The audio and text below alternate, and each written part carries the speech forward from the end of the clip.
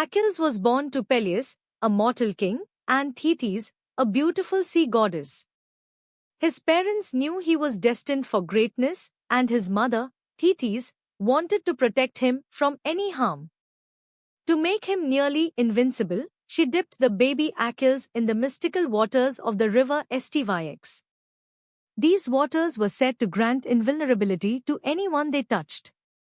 However, as she held him by his heel, that part of his body remained dry and unprotected, leaving his heel as his only vulnerable spot. Years later, a great war broke out between the Greeks and the Trojans. This conflict started when Helen, the most beautiful woman in the world, was taken from her husband, King Menelaus of Sparta, to the city of Troy.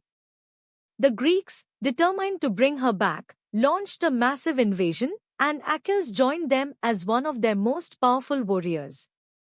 Achilles quickly became one of the Greeks' most feared and respected fighters. However, a bitter argument erupted between Achilles and Agamemnon, the Greek leader. Agamemnon took a woman named Briseis, who had been awarded to Achilles as a prize of war. Enraged and humiliated, Achilles withdrew from battle, refusing to fight alongside the Greeks anymore. Without him, the Greeks began to lose ground. Seeing the Greeks struggle, Patroclus, Achilles' closest friend and companion, took action. He borrowed Achilles' armor, hoping to inspire the Greek army by pretending to be him. His bravery led the Greeks to rally, but he faced a tragic end. Hector, the noble Trojan prince, mistaking Patroclus for Achilles, killed him in battle. When Achilles heard of his friend's death, he was devastated. Grief and rage overwhelmed him, and he vowed to avenge Patroclus. Consumed by sorrow, Achilles returned to the battlefield with a renewed and furious spirit. His only goal was revenge. He chased Hector around the walls of Troy 3 times before they finally faced each other in a fierce duel. Achilles, fueled by his anger, was unstoppable. He killed Hector and, in his fury, dishonored the body by dragging it behind his chariot around the city of Troy. This act of rage struck fear and sorrow in the hearts of the Trojans. One night, Hector's father, the elderly King Priam of Troy, bravely entered the Greek camp.